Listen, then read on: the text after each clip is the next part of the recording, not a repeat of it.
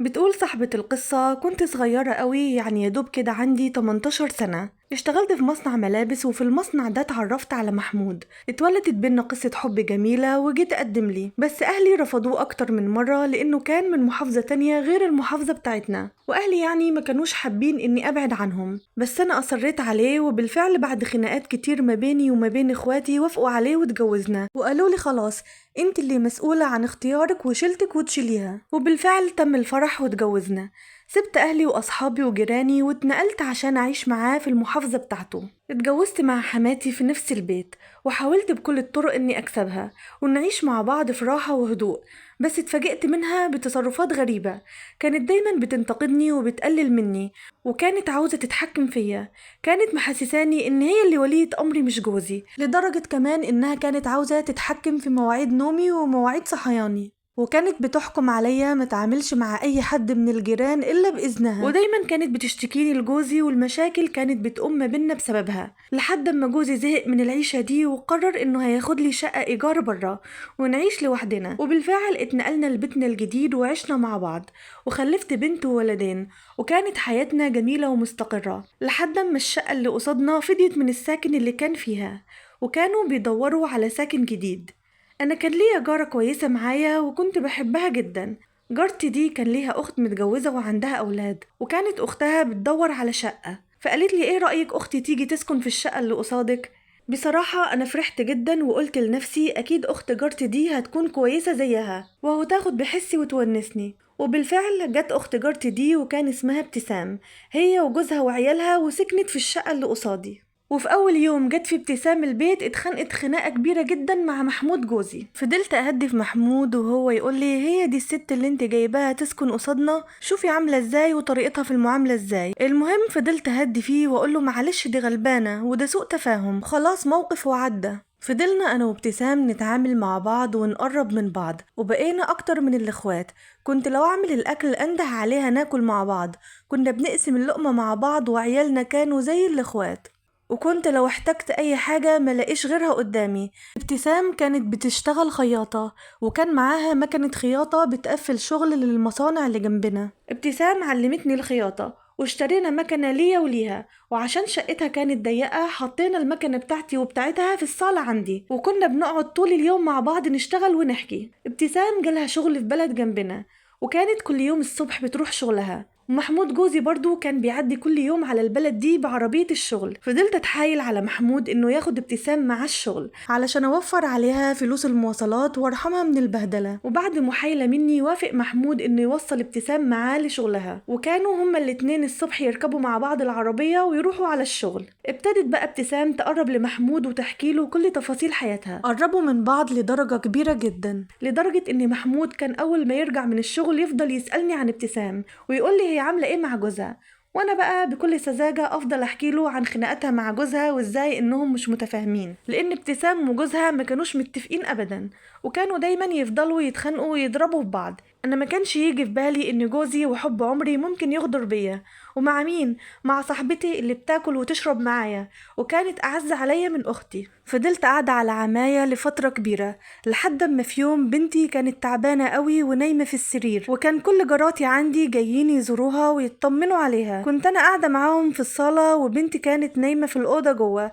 كانت جعانة فطلبت من باباها انه يجيب لها طبق مكرونة من المطبخ. دخل محمود جاب طبق المكرونة من المطبخ وراح على طول على ابتسام وطلب منها انها تدخل طبق المكرونة للبنت. ابتسام اخدت الطبق ودخلت بيه جوه عند بنتي، وفجأة ببص على جارتي التانية لقيت وشها اتغير، وقالت لي انا نازلة، ونزلت على شقتها بسرعة. انا استغربت جدا من تصرفها ده، ونزلت وراها اسألها ايه اللي حصل بالظبط. نزلت وراها أسألها ايه اللي حصل وليه نزلت فجأة كده ووشها اتغير. فضلت أسألها لحد ما قالت لي انها شافت محمود جوزي وهو حاطط ورقة تحت طبق المكرونة وبيشاور لابتسام علشان تاخدها. انا اتصدمت من اللي هي قالته، وقلت لها: ورقة ايه؟ وطلعت على محمود أسأله، وأول ما سألته وشه اتغير وفضل يتهرب مني.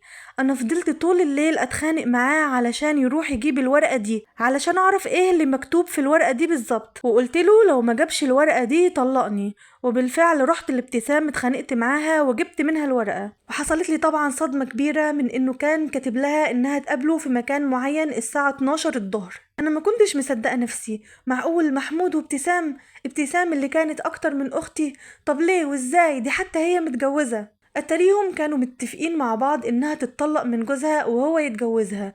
قومت الدنيا عليهم وفضلت أتخانق معاهم كتير لحد ما أجبرت محمود إنه ينقل شغله محافظة تانية علشان نبعد بعيد عنها. وبالفعل محمود نقل شغله للصعيد، واخدت عيالي وسافرت معاه هناك وعشنا فترة، وكنت فاكرة انهم خلاص قطعوا علاقتهم ببعض.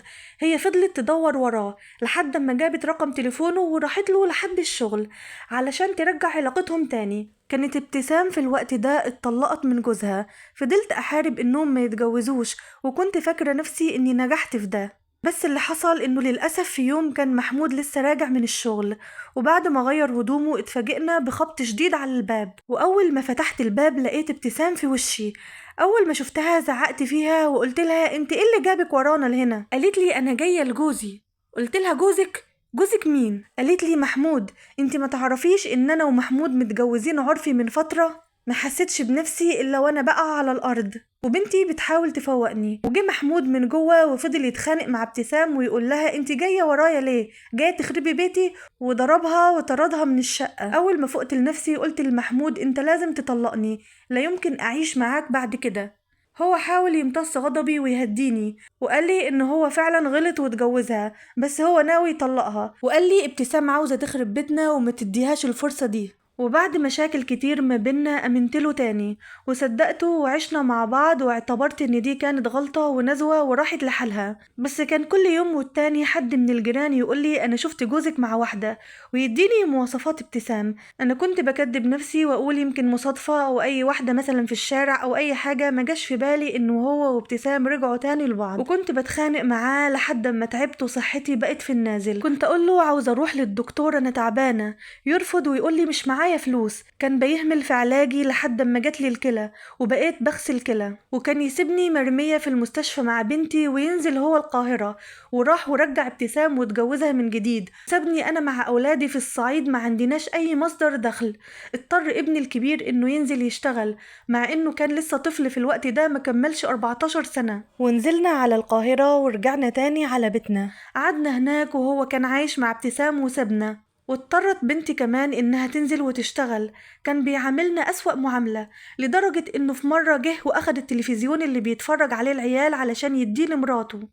أنا كنت بموت من الحسرة على حب عمري اللي رماني. وطبعا أهلي كانوا بيسألوا عليا من بعيد وكانوا بيقولوا لي أنت اللي أصريتي عليه واخترتيه، فاكرة لما قلنالك دي شيلتك وأنت هتشيليها؟ يلا شيلي. حتى لما بنتي كبرت وجت تتجوز رفض انه يجهزها زي البنات، وجهزها جهاز اي كلام زيها زي ما يكون واحدة مطلقة. محمود فضل متجوز ابتسام عرفي لمدة 30 سنة، كان عايش معاها في شقتها، شاف منها ذل وبهدلة وكانت دايما بتطرده من الشقة. كان يجيب هدومه ويجي يقعد عندنا في الشقة شوية، بعدها يروح يتذلل لها ويتحايل عليها علشان يرجع تاني عندها. ولحد الآن بتذله وبتهينه وبتخلص منه ذنبي وذنب أولادي من اللي عملوا فينا. لحد هنا وخلصت حكايتنا، واتمنى تكتبولي في الكومنتات ايه رأيكم في القصة بتاعتنا. ولو حبيتوا تشوفوا باقي القصص اللي معانا ياريت تشتركوا في القناة وتفعلوا زر الجرس علشان يوصلكم كل جديد. والسلام عليكم ورحمة الله وبركاته.